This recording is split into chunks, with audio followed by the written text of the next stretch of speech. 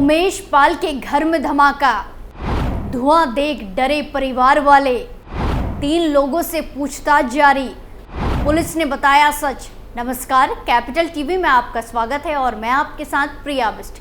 प्रयागराज में 24 फरवरी 2023 को दिन दहाड़े राजूपाल हत्याकांड में गवाह उमेश पाल की हत्या कर दी गई थी।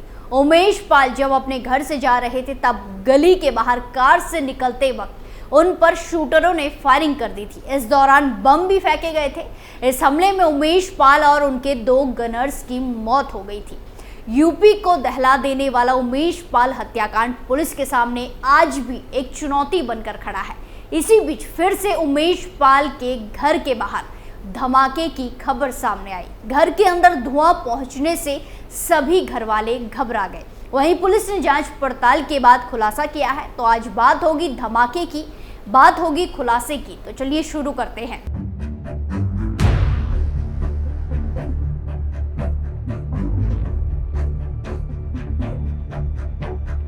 प्रयागराज में उमेश पाल के घर के पास धुआं उठता देख सनसनी फैल गई।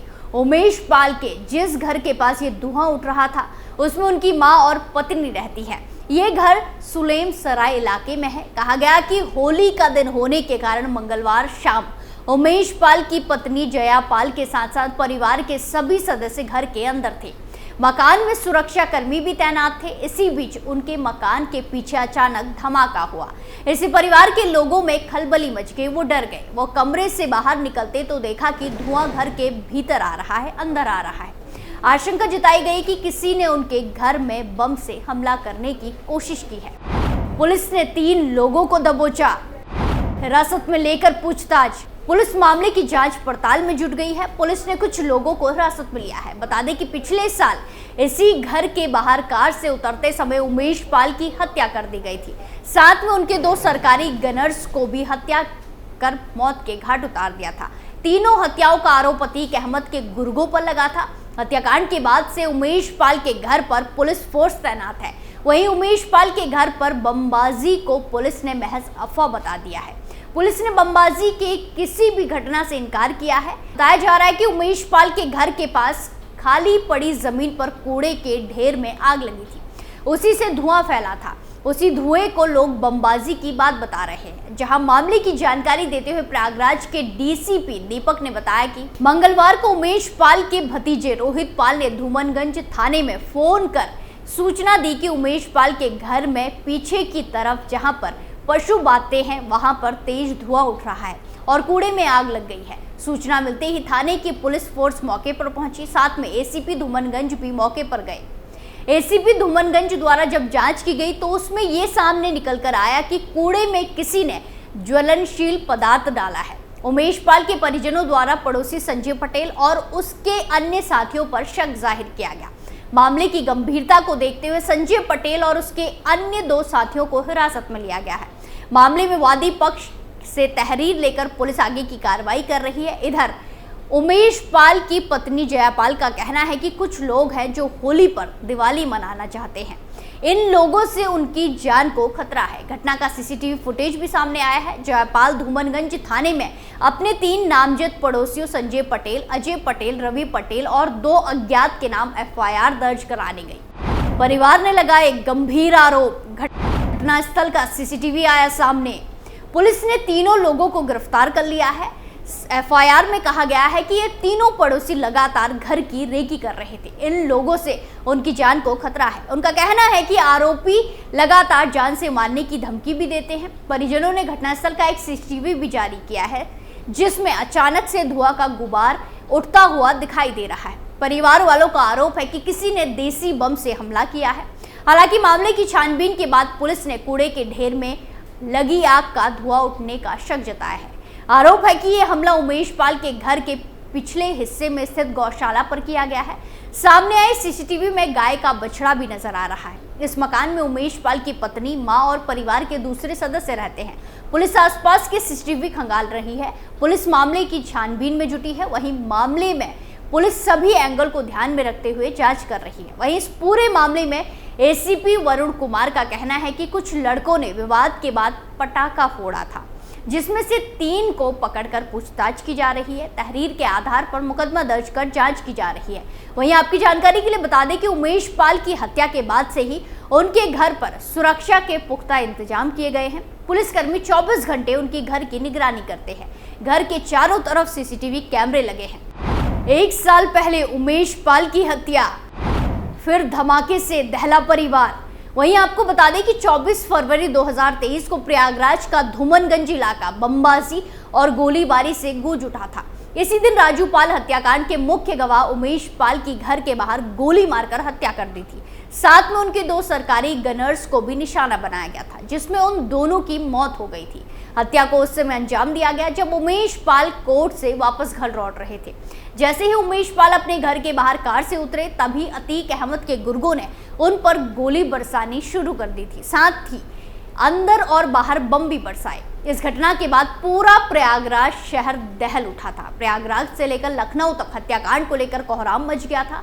सनसनीखेज वारदात में माफिया अतीक के शूटर 5-5 लाख के इनामी गुड्डू मुस्लिम, साबिर, अरमान बिहारी वांछित चल रहे हैं। इसी मुकदमे में माफिया अतीक की पत्नी शाइस्ता परवीन के साथ साथ कई लोग भी फरार चल रहे हैं। इनकी गिरफ्तारी के लिए पुलिस टीमें लगी हुई हैं। वहीं कुछ दिन पहले 50,000 रुपए की इनामी यूपी की लेडी डॉन और माफिया अतीक अहमद की पत्नी शाइस्ता परवीन फिर से एक बार सुर्खियों में आई। ऐसी खबर थी कि शाइस्ता अपने दोनों बेटों से मिलने प्रयागराज के हटवा गांव पहुंची थी, जिसके चलते फिर से एक बार पुलिस एक्शन मोड में आ गई थी। बता दें कि उमेश पाल हत्याकांड के बाद से ही माफिया अतीक अहमद की पत्नी शाइस्ता परवीन पुलिस की पकड़ से बाहर है, फरार चल रही है। शाइस्ता और उसकी देवरानी ज़ैनब फातिमा की तलाश में देर रात तक 1 बजे से लेकर गुरुवार सुबह 5 बजे तक प्रयागराज के कई इलाकों में पुलिस ने छापेमारी की।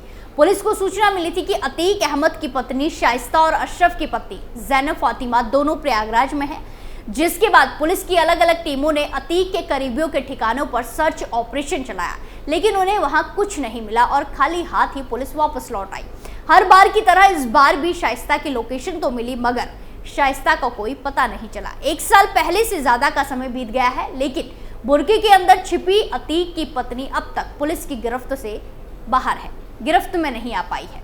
शाइस्ता परवीन की लोकेशन तो मिली है, लेकिन शाइस्ता नहीं मिली। वो हर बार की तरह पुलिस को चकमा देकर भागने में कामयाब रही। इस बार भी यही हुआ। चकिया आने जाने वाली गाड़ियों को चेक भी किया गया, मगर शाइस्ता हाथ नहीं लगी। वहीं ये पहला मौका नहीं था जब शाइस्ता की तलाश में छापे मारे गए।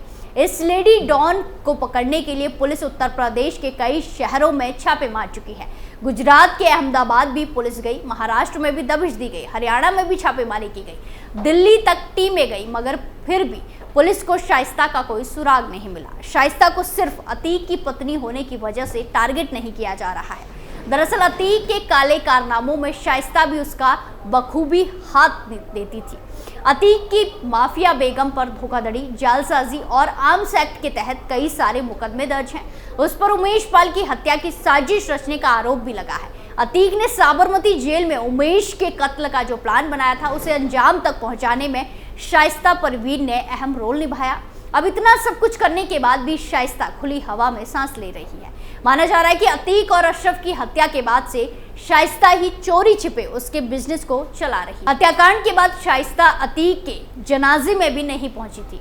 उसने प्रयागराज के बिल्डरों को फोन करके रहने की सुरक्षित जगह मुहैया कराने को कहा था, मगर फंसने के डर से किसी ने उसकी मदद नहीं की। उसके बाद से ही शाइस्ता बार बार अपनी लोकेशन बदल रही है। 1 साल से ज्यादा का वक्त बीत गया है, मगर शाइस्ता पुलिस की गिरफ्त से दूर है। 1 साल से शाइस्ता क्या कर रही है, ये किसी को नहीं मालूम है। माफिया की बेगम की गिरफ्तारी अब पुलिस के लिए एक सांख का सवाल है।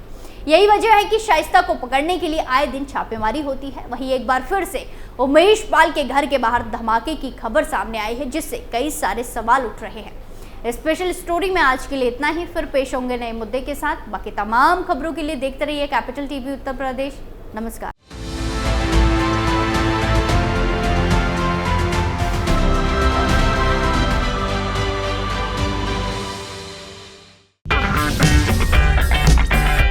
अगर आपको हमारा वीडियो पसंद आया हो तो इसे लाइक करें, हमारे चैनल को सब्सक्राइब करें और हाँ, बेल आइकन दबाना ना भूलें ताकि आप तक हमारे वीडियो की नोटिफिकेशन पहुंचती रहे। आप अपना सुझाव हमें कमेंट बॉक्स में दे सकते हैं। हमारे साथ जुड़ने के लिए शुक्रिया।